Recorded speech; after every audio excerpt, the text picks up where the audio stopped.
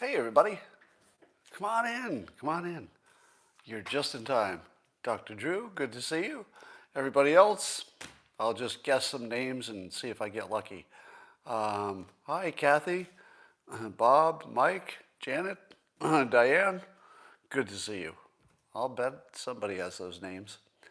Now, how can you enjoy this even more than normal? Well, it's going to be hard, but what you're going to need is a cup or mug or glass of tankard, chalice or stein, a canteen, jug, or flask, or vessel of any kind, and you will fill it with your favorite liquid. My choice is coffee. And join me now for the unparalleled pleasure, the dopamine hit of the day, the thing that makes everything better. It's called the simultaneous sip, and it happens now. Go. Yeah. That's the good stuff. Let's talk about the news. Some stuff happening. There's a rumor that Representative Adam Schiff of California, where I live, is trying to get a job as the California's Attorney General. That's the news anyway. Now, I ask you, what would be the perfect job for the man who's famous for being the biggest liar in the United States, if you don't count President Trump's fact-checking? If you count that, I guess that's tough to beat. But if you don't count that, the biggest liar in the country, isn't he Adam Schiff? Can you think of anybody who would be worse as an attorney general in terms of credibility and who you would trust to decide who goes to jail? So here I am sitting in California, a somewhat well-known Trump supporter, and it's possible that the biggest enemy of all Trump supporters and the biggest liar and most obviously dishonest person that you've ever known of in all of life might be being considered to be the Attorney General in my state.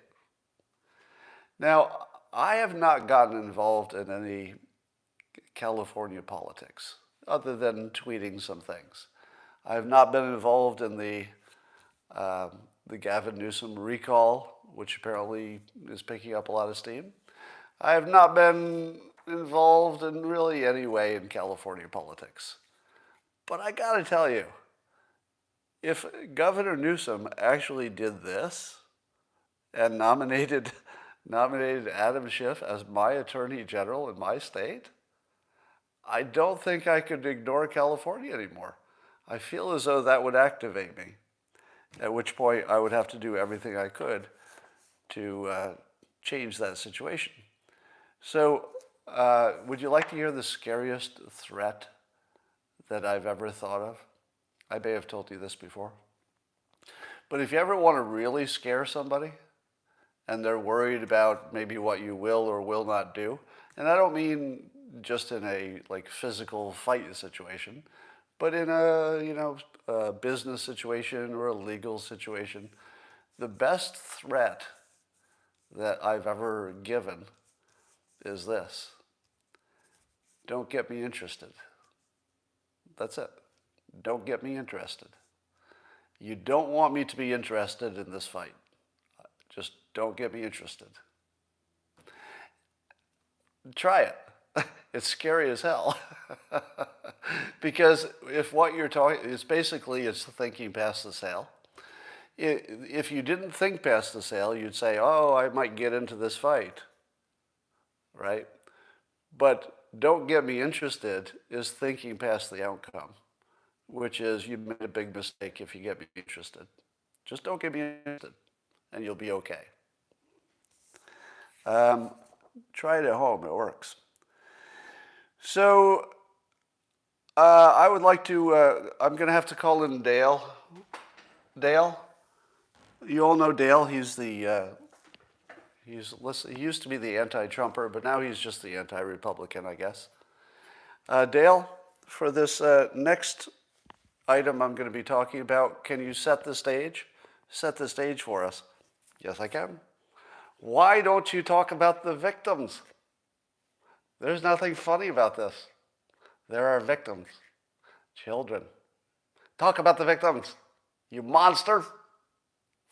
Okay, Dale, I will stipulate that in the following semi-humorous presentation, that there are real live victims, real ones, no joke, and they should be the subject of all of our empathy, and we should not make light of anybody's bad situation.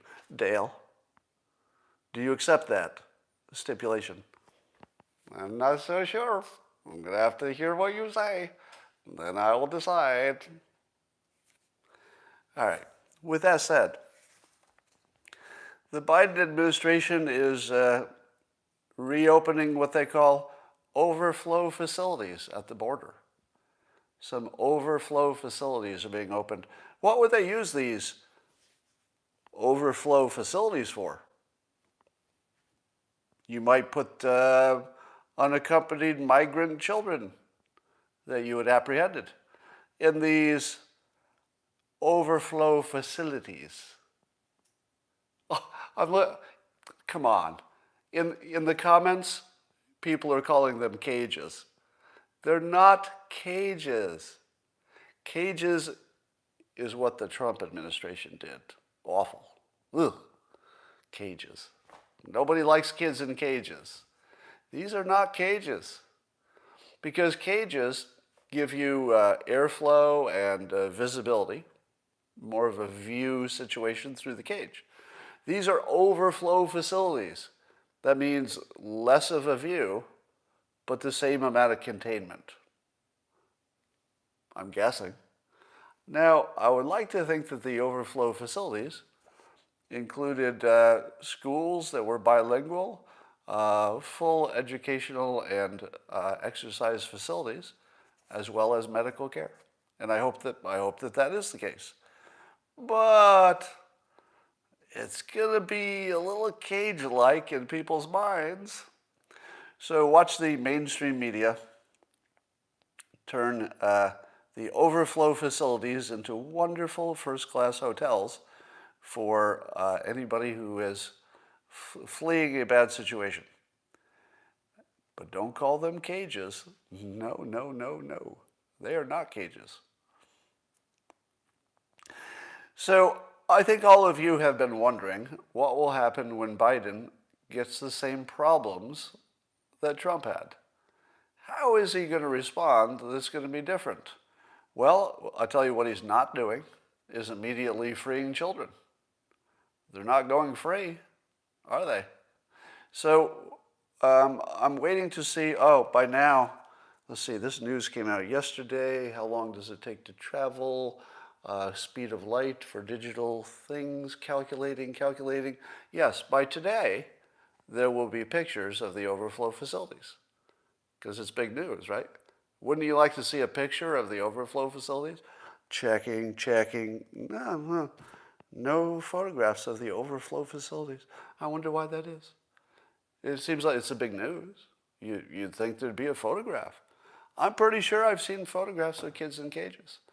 But let's see the overflow facilities, if you will. Now, I would not be surprised if the overflow facilities are a much more inviting situation than the cages. But do you see any problem that the Biden administration has maybe not considered? That it doesn't matter how many overflow facilities you build. If you make them kind and, let's say, kind and useful and comfortable, will you get more refugees or will you get fewer? Because it seems to me that if you make it easier to immigrate and you reduce friction, that you get more of them. So should we not see the Biden administration very quickly in the situation where they either have to release unaccompanied children, which is going to be a child trafficking problem of immense proportions, or do what? Put them in temporary holding facilities with chain link walls? I don't see how Biden is ever going to avoid just the same situation that Trump was so criticized for. How do you avoid it? I don't. If he does, I'm going to give him credit. If a year from now there are no kids being kept in inhumane cages, but rather they're in good facilities, and we can afford it, and it doesn't cause a spike in immigration that becomes a new problem, I'm going to say, hey, that's a pretty good job. Pretty good job.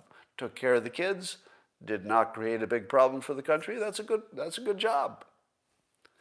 Do you think it's going to go that way? In what world does removing friction not create more of the thing? In no world. It's never happened in the historical record. Has it ever happened that if you make something easier to do that people want, that they will do more of it? Has it ever not happened?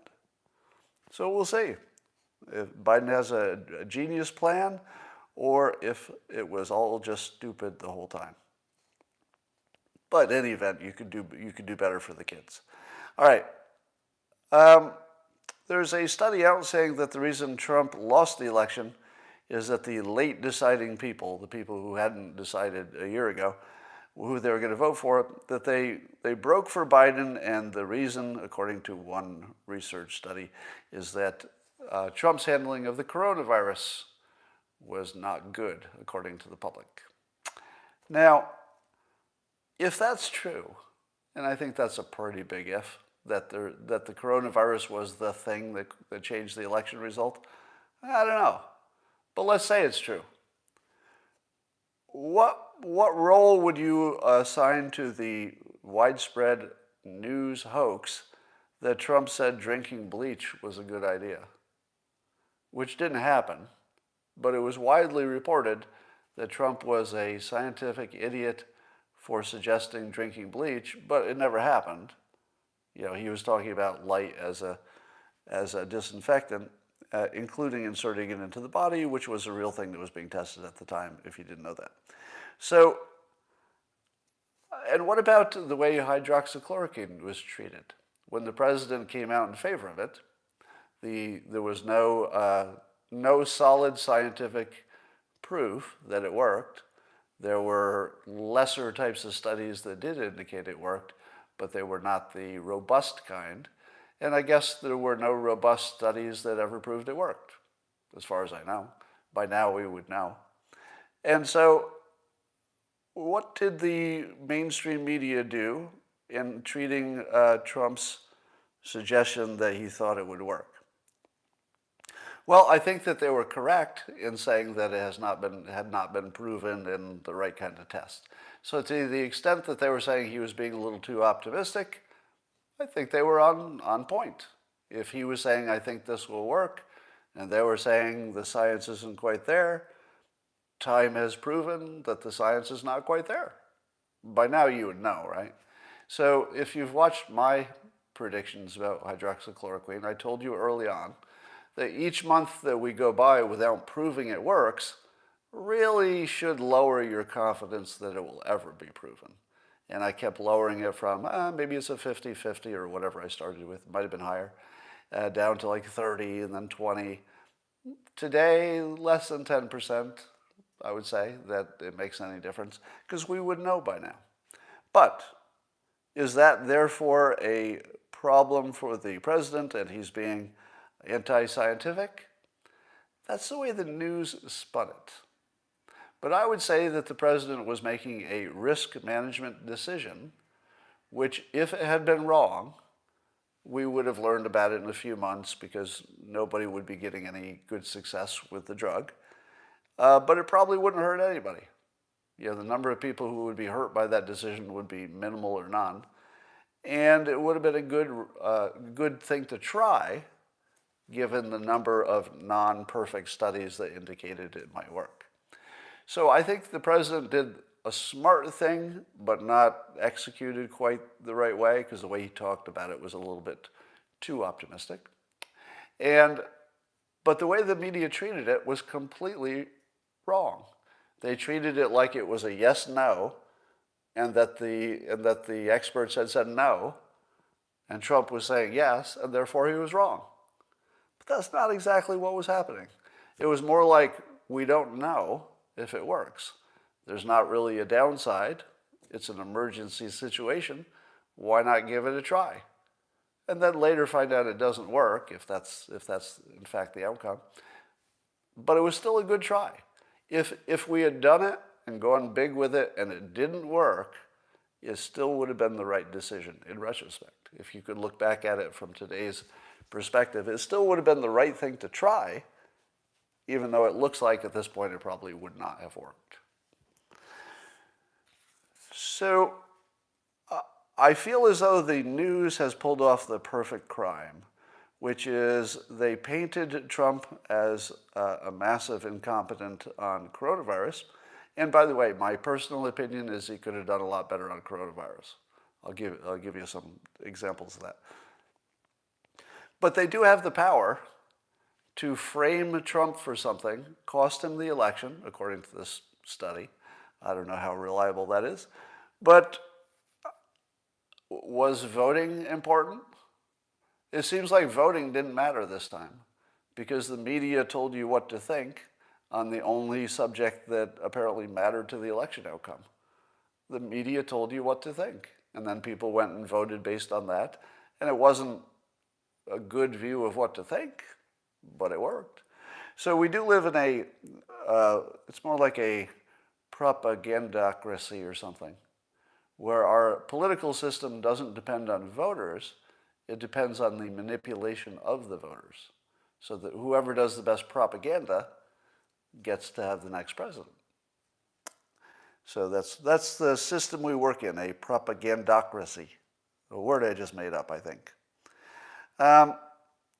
Speaking of Trump's performance, the FDA has apparently recently said that they're considering dropping the reporting requirement for home testing. Apparently, if you had a home test, you were required to report it if you had a positive result, and of course, that would be a problem because if you're just testing at home, you're probably not going to report. So, but now they're considering, under Biden, they're considering dropping that requirement, which would allow for cheap home testing, which would allow for the end of the pandemic. How many times did you hear me say during the Trump administration, why the hell is the Trump administration not dropping this requirement and making these rapid tests available? Now, I don't know, it's too early to say that the Biden administration will pull this off. But the fact that under Biden, the FDA is now talking about getting rid of this requirement, which may have killed hundreds of thousands of people, in my opinion. Just my opinion. And the reason I say that is if we had rapid testing earlier, in other words, if the FDA had earlier dropped that restriction so we could have rapid testing now, we might actually already be done with the pandemic. So whoever died between now and, let's see, last summer probably didn't need to because we did have the technology to stop the pandemic through rapid testing at home. Now maybe Biden will make that a possibility. And I'm going to say that if Trump didn't get it done and Biden does, and it makes a big difference, then I would say that the voters got it right. And Trump was not the right leader for the coronavirus if this happens. My guess is that Biden won't pull this off. But if he does, I'm going to give him full credit because I said from the start it was Trump's biggest mistake, and I'm not going to change that opinion. There's a new study claiming that when conservatives say that conservatives are being more banned on social media, that it's a false accusation. It's false. It is not true that conservatives are more banned on social media. Did you know that? It's a study, I think it was funded by Craig Newmark of Craigslist. And they found out that, sure enough, Twitter is just following its own rules and that anybody who breaks the rules gets banned. But that doesn't have anything to do with being conservative or being not conservative. It has only to do with who broke rules. So we're good now, right? Everybody happy now? We're all good. It seems fair to me, right? Only the people who broke the rules got kicked off of Twitter, for example. So no problem, right? Pretty happy, are you? So one question you might ask as a follow-up, and Tucker Carlson was doing this, so I'm drafting off of Tucker's comments on this topic. So you've got this claim that conservatives were not, in fact, being targeted. So the question you ask is, well, follow-up question, I'd like a little context. Can you tell me how many conservatives were banned from the platform? And then how many non-conservatives?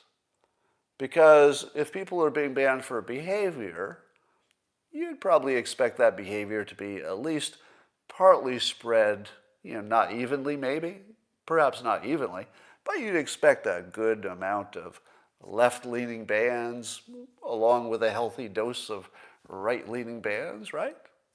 So in this study, obviously, it's going to tell you how many people were banned, except that it doesn't. The only number you would want to hear from a study of this nature is, well, just tell us how many. It's about the same number on the left and the right. Because if that's true, I'd say, oh, okay, that's a pretty good point. About the same number on the left as the right doesn't look like a problem to me. But what happens when you don't try to produce that number? It's a study about conservatives not being banned too much, and you don't include the number of them that have been banned? Little bit suspicious, isn't it? A little bit suspicious. So this is more like the study that proved the opposite of the study. The person who funded this, Craig Newmark, founder of Craigslist, I've met him a few times actually, and he's a cool dude. I like Craig. He's very pro troops. He does a lot of things for veterans and works mostly for charitable things. So he's getting a little pushback for having funded this study, and I do think the study falls short. But I would say that Craig himself is a solid citizen. He's a good guy, and you should be happy that Craig Newmark exists. He's a positive force. All right, but here's the problem. Who at Twitter gets to decide when a rule has been violated? Would it be hate speech to say something against the trans community? Yes, right? That probably gets, tweaks some kind of rule. So if you're saying anything about people based on their gender or sexuality or any of that, that's probably hate speech. Probably hate speech. And I would bet that people on the left and the right would equally be banned for that kind of speech. If somebody on the left said something bad about trans people, I imagine they'd get banned. But probably don't, because left-leaning people aren't going to be saying that kind of stuff. But what about somebody on the left who paints all Trump supporters as white supremacists? What about them? What about Maxine Waters calling for harassing Trump supporters? Now, I don't think she tweeted that necessarily, but think about that sort of thing. Isn't that a judgment call? It's a pure judgment call.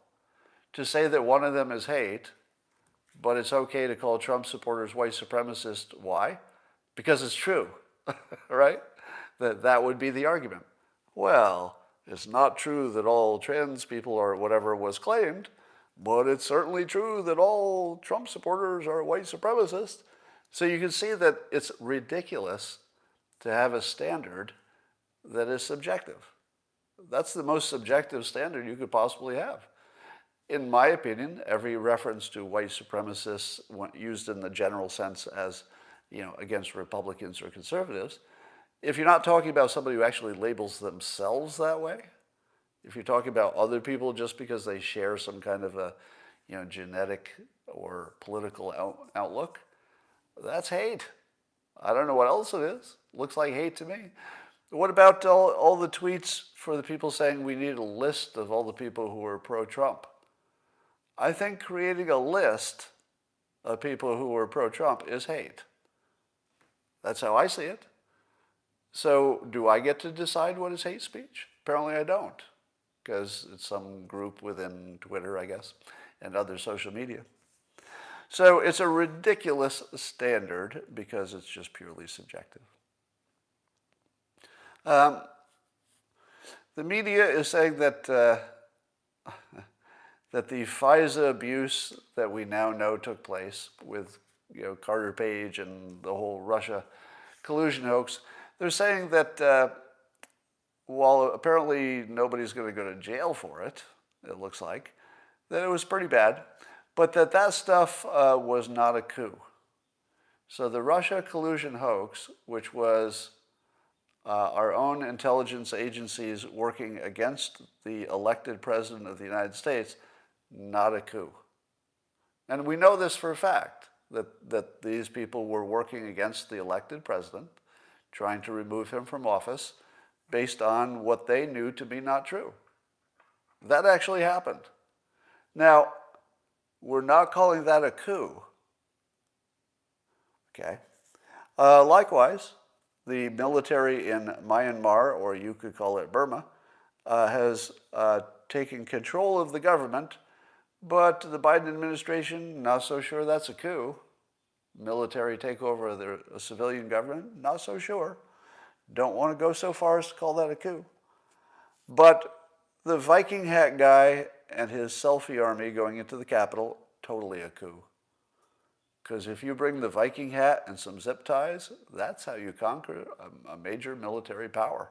With a Viking hat, selfies, and some zip ties, you got yourself a coup. So that's what we're actually being sold by the propagandist in charge of your life. Amazing. Here's a little study. So this was on Fox News report, that there's a new analysis coming out of some nonpartisan group, allegedly, from Wharton School, which found that Biden's proposal for the stimulus package would stimulate in the short run, but in the long run, because it would add debt, they say that you would reduce the GDP by 0.3% in 2040. Does that sound credible to you? Do you think that the Wharton School, or people from it, could actually calculate that by 2040, the effect of this specific stimulus via debt would have a 0.3% impact in 2040? No, that's not a thing. You can't model that. I'm not going to say you can model this when I've been saying forever that the climate change economic projections that go through 2080 are ridiculous. You can't model this stuff. This is completely resistant to any attempt to predict it. Now, how should you look at something that is an analysis of something that can't be analyzed, basically? Well, it can be analyzed, but it can't be predicted with any kind of confidence. The way to look at this is not that this will happen. The way to look at it is to simply understand that there is an interplay between the amount of debt we take on and the GDP. Now, it's good to know that, and it's good to know that too much debt should, all things being equal, it should cause a drag on your GDP. But when you're talking about 0.3% in 2040, we don't have that kind of precision. There will be so many surprises between now and 2040 that it is absurd to imagine that you can predict this little difference in the GDP. Although 0.3 would be, not such a small number when you're talking about GDP. Yeah. So while I'm not going to tell you that the stimulus package is good or bad or what amount it should be, it is ridiculous to imagine that you could predict with that kind of accuracy. Here's my big question of the day. Would you like a conspiracy theory? I know you would. I know you would. I give you now my conspiracy theory. I feel like I won't be kicked off of social media if I call it a conspiracy theory, because it is. So what follows should not be accepted as true. What follows is speculation, speculation alone. Fun speculation, but speculation alone. Don't go all QAnon on me, okay? It goes like this. Why is China doing so well on the coronavirus? Is it because they do more aggressive lockdowns? It could be. Could be. I don't believe it. I mean, I hate to call it common sense because common sense is an illusion, but my judgment, based on what I'm watching, is there are a lot of people in China, and they had a pretty big infection at one point, and the people do move around, and I don't understand why they're not deeply infected. And I don't believe that the lockdown quarantine aggressiveness is really what's going on there. Feels like something else is going on, doesn't it? It feels like it. Now, you have to be careful that your feelings don't actually tell you anything useful. It feels like there's something going on, but I don't know that there is. And I was asking, what is it that China uses for their early symptoms? You know, the people who have mild cases but might turn into worse cases. Is there some way that they treat them differently than the United States? And because I have lots of smart, well-informed people following me on Twitter, it took all of about a minute for somebody to produce the official document that keeps getting updated that tells you what China knows about it, the virus so far, and what their protocols are for treating it. So there you go, right? There's the official Chinese document. They update it regularly. There's a section there about what they use to treat it. Said something about antivirals, being used early, maybe a little bit more in China, something like that. So there you go. We're good, right? Maybe they use a little more antivirals. But if that worked, and that made a big difference, it's right there in the document. So wouldn't we also be using it and getting the same outcomes? So it can't be, that can't be the answer. The answer can't be that the things they're using for early mild symptoms is so different than what we're doing that they're getting a whole different outcome, like wildly different outcome. Nah, I don't think it's that. But there was one sentence in there that caught my attention. It was a specific sentence in this China-made document saying that hydroxychloroquine is not recommended. Not recommended. A direct sentence. Hydroxychloroquine is not recommended with or without azithromycin. So they threw that into the sentence. So that's pretty clear. If you were thinking to yourself, hey, I think China is secretly using hydroxychloroquine and not telling anybody, well, you don't have to worry about that now, because their official document says they recommend against it.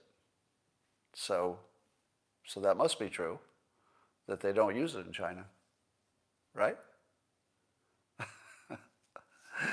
Do you believe that?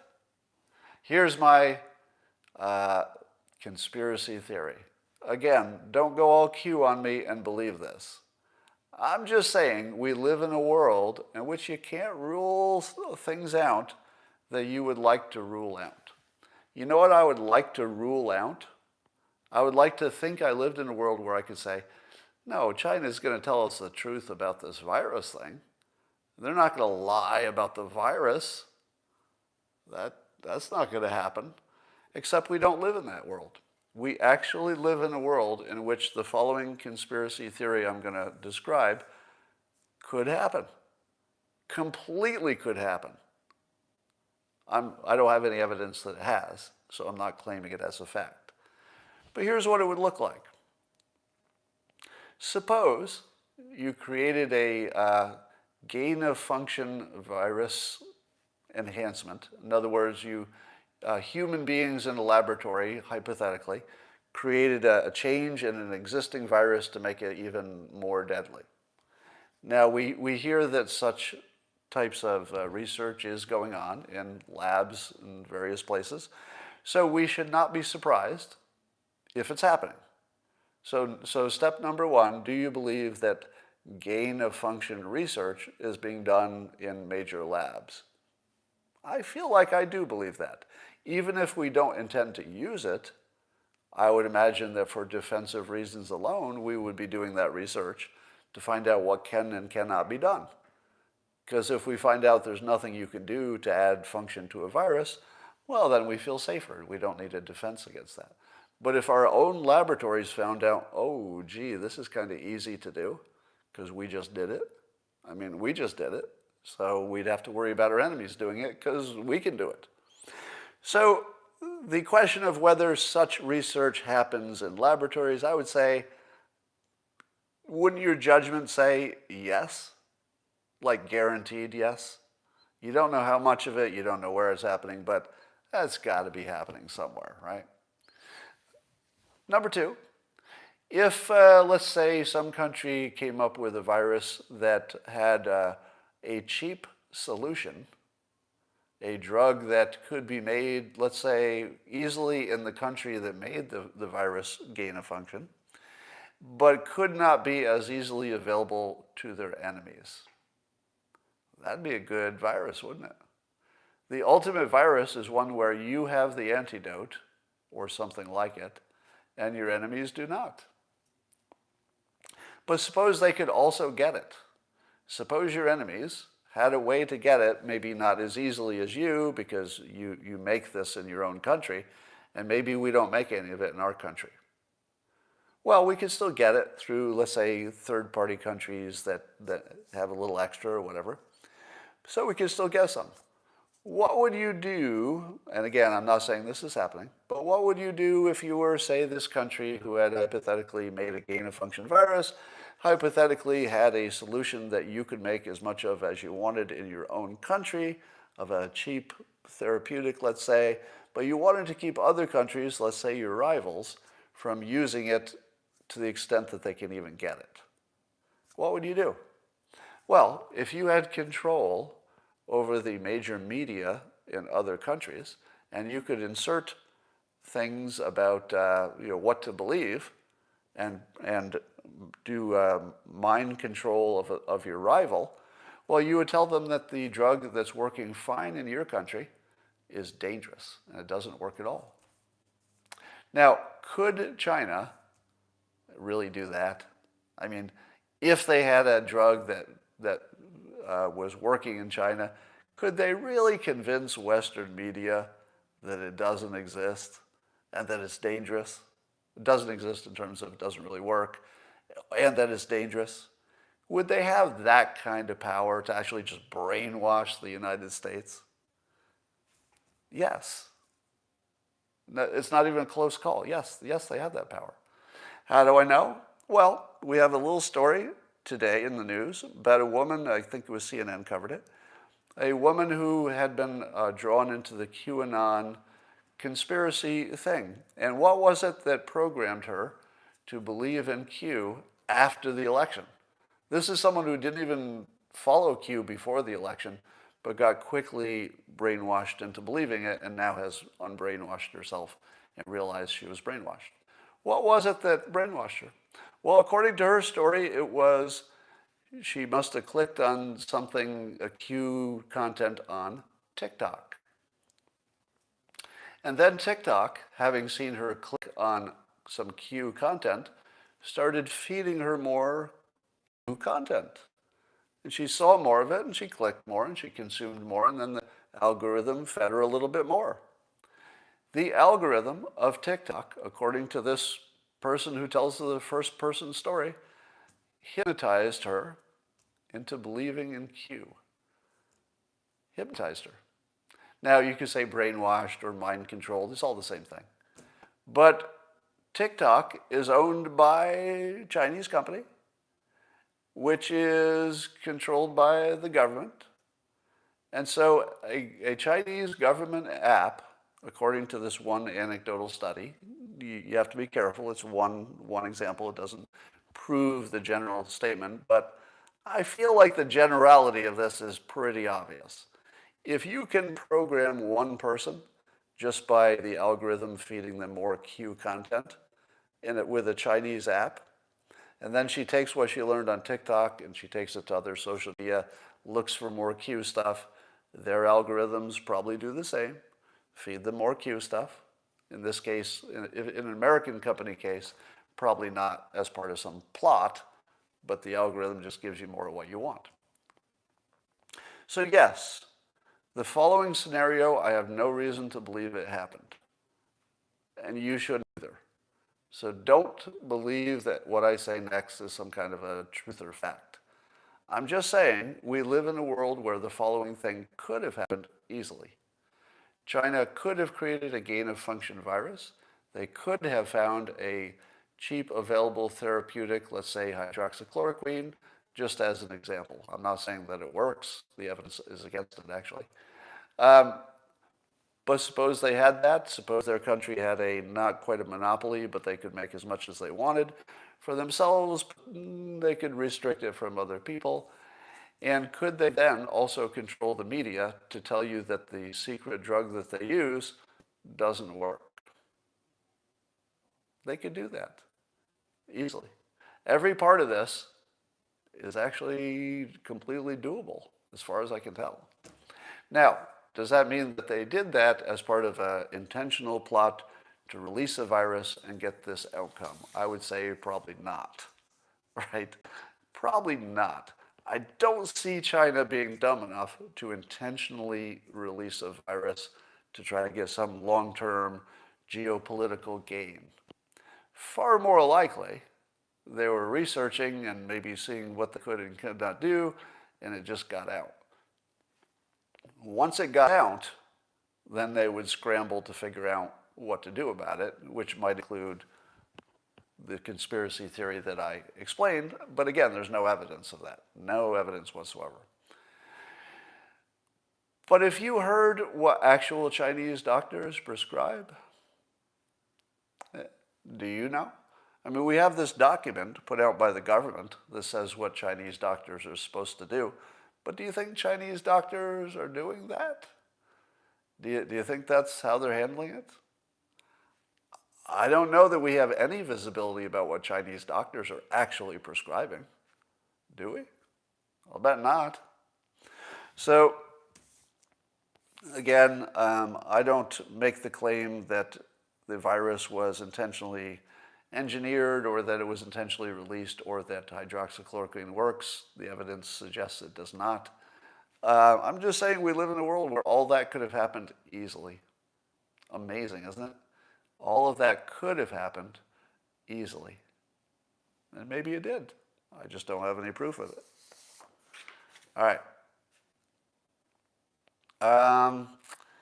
Let's see what else we got here going on.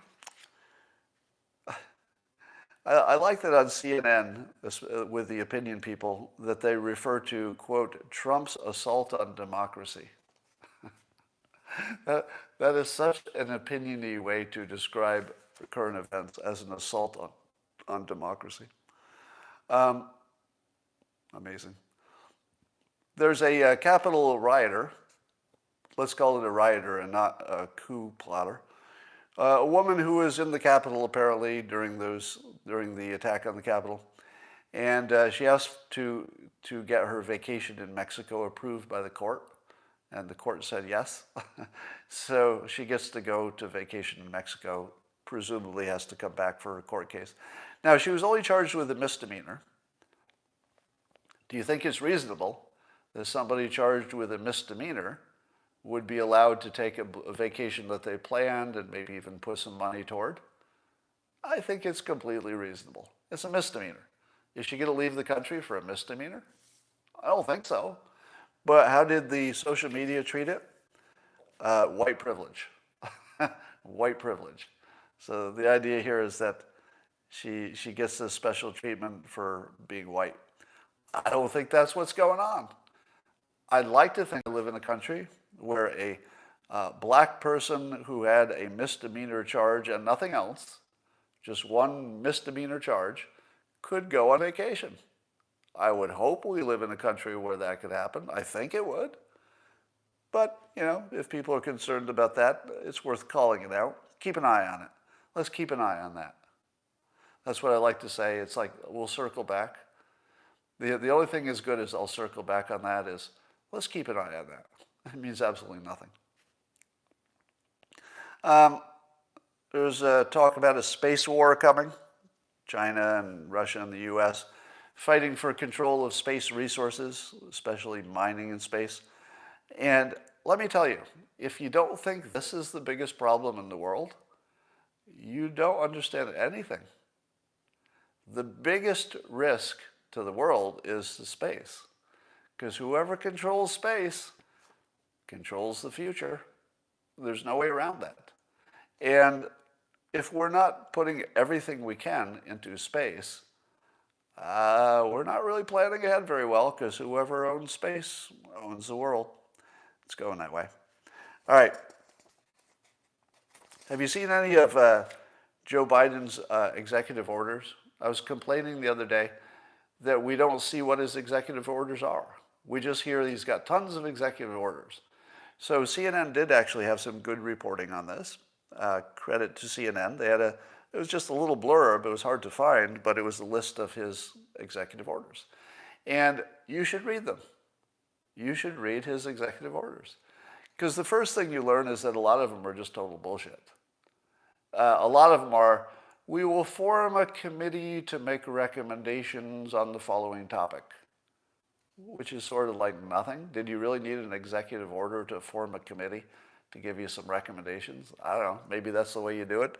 But I wouldn't be worried about he's not turning into a dictator by forming a committee to make a recommendation on a topic. So a whole bunch of them fall into that category of they're not really anything.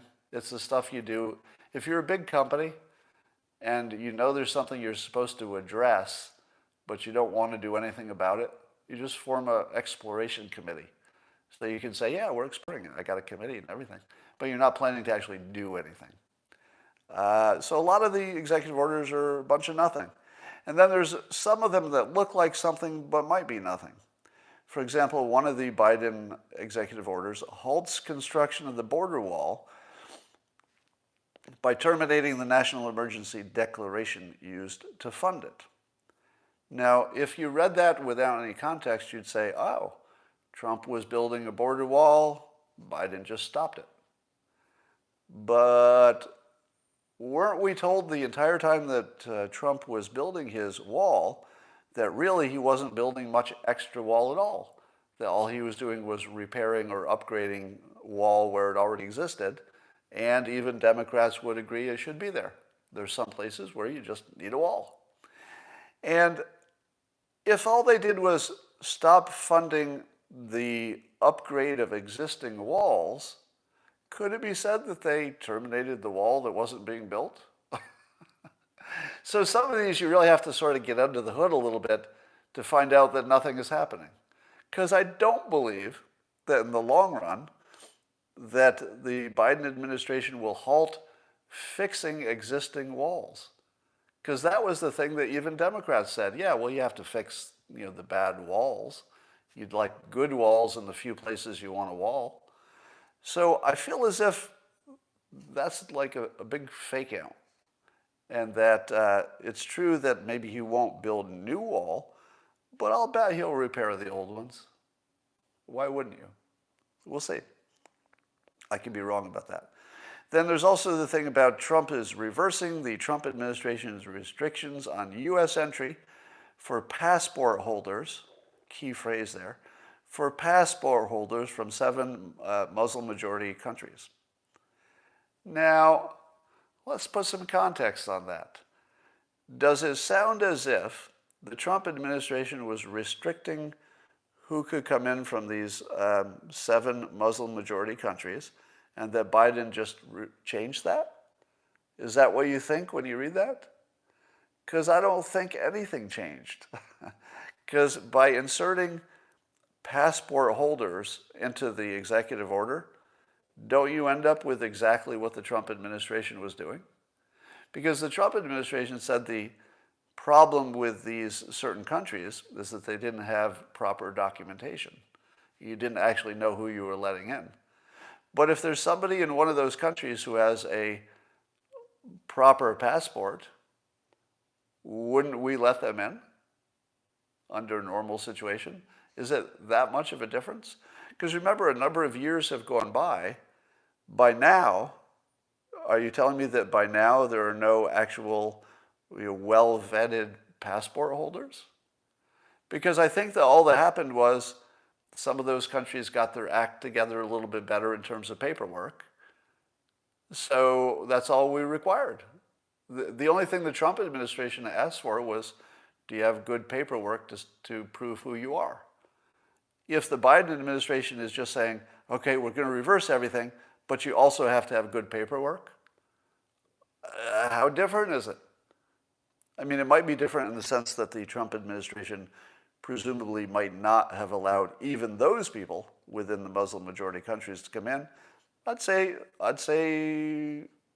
it's not much of a change. We probably won't notice a difference. Biden is extending the moratorium, national moratorium on evictions and foreclosures. I think Trump might have done that, right? I think Trump might have done the same thing, extend the moratorium on evictions and foreclosures. Does that scare you? Not so much. Directs the Attorney General not to renew federal contracts with private prisons. Had you heard about that one? So Biden EO says that we're not going to renew federal contracts with private prisons. That, on the surface, without knowing the details, sounds like that might be a good idea. Because I think private prisons, maybe not the right set of incentives, because they want more prisoners, not fewer, because they're a business, right? So I don't know, is that a good idea or a bad idea? I could easily imagine Trump doing the same thing. I don't know the details, so I don't know if it's a good idea. Here's one. The Biden executive order charges the director of the Office of Science and Technology Policy with making sure that there's scientific integrity across federal agencies. So in other words, we already have an Office of Science and Technology, so it already exists, and they're given the objective of making sure the rest of the government is compatible with current scientific thinking. Is that a bad thing? Is anybody concerned that the government is going to make sure that all of its departments are compatible with science? I don't know, that seems pretty safe. Seems pretty safe to me. So, of course, you're going to get a Green New Deal out of that. So, there's some subjectivity about what it is that science agrees with at this point. But it's not the biggest problem in the world. So here's my take on this. If you're worried about all these executive orders from Biden, there's a reason you're not seeing much reporting about it, is that most of them are sort of empty or don't have that much effect, or Trump would have done it, or you're just studying something. All right. That might be all I wanted to talk about today. Are landlords going to get bailed out? I don't know about that, because I have the same question. If you let people not be evicted and skip rent, what happens to the landlords? Do the landlords just eat it? What if they have mortgages and they can't pay their mortgage? Does the bank then eat it? Because that's probably where things need to go. I would say that the place we should cause the most pain would be at the banks, so long as they don't go out of business. You'd have to backstop them so they don't go out of business. But I don't think you want to push the pain onto the renter. I don't think you want to push it onto the building owner unless they don't have a mortgage. So maybe the banks are the place to push the pain. Name 3 victimless crimes people are imprisoned for, someone asks. I don't know why. Why would I do that? You'll never test your way out of COVID with 360 million people. Yes, you could. And here's how. If you do regular testing, you cannot, because it's too slow. The whole point with rapid testing, even if it's a little bit less accurate, is that if everybody can test themselves every morning, you get on top of it really quickly. You get on top of it really quickly. Because what you would do is you would catch the people who are the super spreaders much faster. If you caught a super spreader on day 1, as opposed to day 7, it's a difference between a pandemic and a problem. It's a big difference. So yeah, rapid testing, if you did enough of it, could actually probably shorten the pandemic by 50%, I would think. Any comment on the hotel takeovers in Washington? So there's some stories about homeless people taking over some hotels in Washington, or trying to. I don't think they've succeeded. But I feel as if that story is a local story. And I don't see that as being some kind of trend that's going to spread. And it probably has a lot to do with the fact that hotels are empty at the moment because of coronavirus. Oh, by the way, many of you know that I went on my delayed honeymoon to French Polynesia and Bora Bora. Just as we got back, I think it was yesterday, they closed French Polynesia to travel. So we thought we were beating the system by getting this one trip to the one place that was going to allow us to travel there, but that just shut down. So I don't see how the travel industry is going to survive. I don't see any way. I think what will happen with restaurants and the travel industry is that the current owners might have to go bankrupt, maybe sell their assets off for nothing to somebody who doesn't yet have any debt, and then somebody who has no debt might have a chance of reviving these businesses because they basically get a cheap business. And when the coronavirus gets solved, if it does, they have a good business. They got it for cheap. So that's one way that these businesses could be revived. But the people who own them at the moment, I just don't know how they're going to pay their debts and also keep owning the businesses. I don't know how to do that. All right. That is all I wanted to say for today. I hope that the news gets more interesting because it's hard to look at the news without the Trump effect. You know, every day I open it and like, there's going to be some good news here today. But even the things that I can find to talk about, they only make sense by still comparing them to what Trump would have done or did do. He's just the universal reference now. You can't get away from it. All right. Hotels turn over a lot. Yeah, hotels are change management or change ownership a lot. That's true. Yeah, Andy now has his new book out, which, by the way, you should buy because the people who tried to ban it cannot win. So you see something that's going to be banned, just go out and buy a copy if you can afford it. That's what I'm going to do. So I bought Andy No's book without knowing anything about it, just because they're trying to cancel him. And I would hope you do the same. All right, that's all I got for now, and I will talk to you later. All right, YouTubers. Do not buy CP. Somebody says I'm addictive. I hope so. Wouldn't that be great? I'd be cheaper than drugs. All right, that's it for now. Talk to you tomorrow.